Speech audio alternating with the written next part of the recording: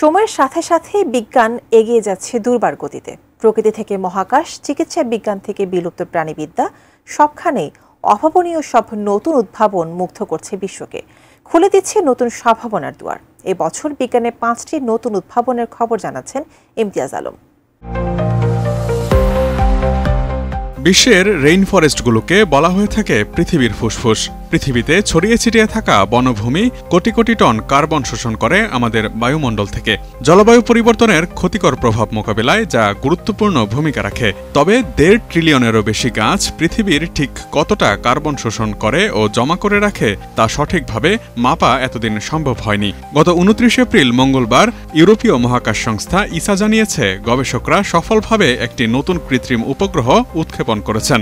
এই স্যাটেলাইটটি বিশেষভাবে পৃথিবীর বনভূমি পর্যবেক্ষণ এবং বনাঞ্চল কিভাবে পৃথিবীর কার্বন চক্রকে প্রভাবিত করে সে বিষয়ে তথ্য সংগ্রহের জন্য কাজ করবে। বায়োমাস নামক এই উপগ্রহটি নিউ গিনির কৌরোতে অবস্থিত ইউরোপের স্পেসপোর্ট থেকে একটি রকেটের মাধ্যমে উৎক্ষেপণ করা হয়। 5 বছর ধরে তথ্য সংগ্রহ চালিয়ে যাবে এটি। স্যাটেলাইটটি এখন প্রায় 666 কিলোমিটার উপর দিয়ে পৃথিবীকে প্রদক্ষিণ করে চলেছে। মানব চিকিৎসা বিজ্ঞানে চালের দানার আকারের চেয়েও ছোট একটি পেসমেকার তৈরি করেছেন বিজ্ঞানীরা। এটি বিশ্বের সবচেয়ে ছোট পেসমেকার, যা চলবে আলোর সাহায্যে। তবে এই যন্ত্রটা কাজ করবে সাময়িক বা অস্থায়ী হৃদস্পন্দন নিয়ন্ত্রক হিসেবে।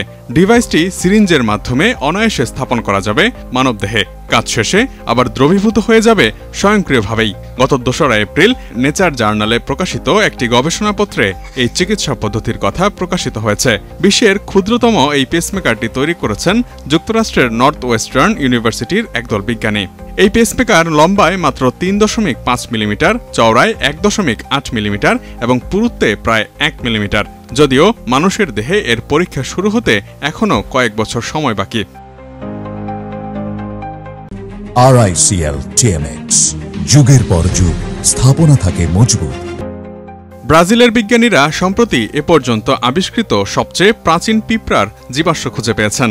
ডাইনোসরদের যুগে প্রায় 11 কোটি 30 লাখ বছর আগে এই প্রাগৈতিহাসিক পিঁপড়াদের বসবাস ছিল। বিজ্ঞানীরা একে বলছে হেলস অ্যান্ট বা নরকের পিঁপড়া। প্রাগৈতিহাসিক এই পিঁপড়ার প্রজাতির নাম ভলকানিদ্রিস ক্রেটিনসিস। শিকার ধরার জন্য যাদের ছিল এক অসাধারণ কৌশল। এদের চোয়াল ছিল লম্বা কাস্তের মতো। উপরের দিকে বাঁকানো চোয়াল দিয়ে শিকার ধরত তারা। এই চোয়ালে শিকারকে গেঁথেও ফেলতে পারত বলে মনে করা হচ্ছে। সম্প্রতি প্রথমবারের মতো গবেষণাগারে ব্ল্যাক হোল বোমা তৈরি করেছেন যুক্তরাজ্যের সাউদাম্পটন বিশ্ববিদ্যালয়ের পদার্থবিজ্ঞানের অধ্যাপক হেনরিক উলব্রিক্ট ও তার দল। রজার পেনজোরের দেওয়া ধারণার উপর ভিত্তি করে এই উদ্ভাবন করেন তারা। এটির বিস্ফোরণ ঘটলে একসঙ্গে প্রচুর পরিমাণ শক্তি নির্গত হয়। যদিও তাদের তৈরি মডেলটি অবশ্য খুবই ছোট, খেলনার আকৃতির, তাই এতে বড় ধরনের কোনো বিপদের আশঙ্কা নেই। গবেষকদের এই আবিষ্কারের মূল রহস্যটা অবশ্য শক্তির উৎসকে ঘিরে। তারা যে পদ্ধতিতে শক্তি জমা করছেন সেটি সত্যিকারের ব্ল্যাক হোলের মতোই কাজ করে থাকে। আবিষ্কৃত এই ব্ল্যাক হোল প্রকৃত ব্ল্যাক হোলের ঘূর্ণন ও নানা রহস্য বোঝার ক্ষেত্রে গুরুত্বপূর্ণ ভূমিকা রাখবে বলেই ধারণা করা হচ্ছে। জেনেটিক ইঞ্জিনিয়ারিংয়ের মাধ্যমে বিজ্ঞানীরা 12,000 বছর আগে বিলুপ্ত হওয়া নেকড়ের একটি প্রজাতিকে ফিরিয়ে এনেছেন। ডায়ার নেকড়ে ফিরিয়ে আনার কাজটি করেছে যুক্তরাষ্ট্রের ক্লসল বায়োসায়েন্সের বিজ্ঞানীরা। এটি বিশ্বের প্রথম সফলভাবে ডি-এক্সটিংশন বা বিলুপ্ত প্রাণীকে পুনরায় পৃথিবীতে ফিরিয়ে আনা। ডায়ার নেকড়ের বৈজ্ঞানিক নাম এনোসিয়ন ডিরাস। একসময় নেকড়ে প্রজাতিটি উত্তর আমেরিকায় বিচরণ করত। ক্লসল বায়োসায়েন্সের বিজ্ঞানীরা 13,000 বছর পুরনো একটি দাঁত এবং 72,000 বছর পুরনো একটি খুলি থেকে তার ডিএনএ সংগ্রহ করে। তা থেকেই তারা 3টি শাবক পরীক্ষাগারে জন্ম দিয়েছেন। ডায়ার নেকড়ের 2টি পুরুষ ছানা জন্ম নেয় গেল বছর 1 অক্টোবর, আর নারী ছানাটি জন্মে এবছর 30 জানুয়ারি।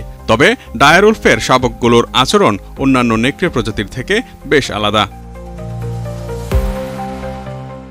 Imtiaz Alam, desk report, ATN news.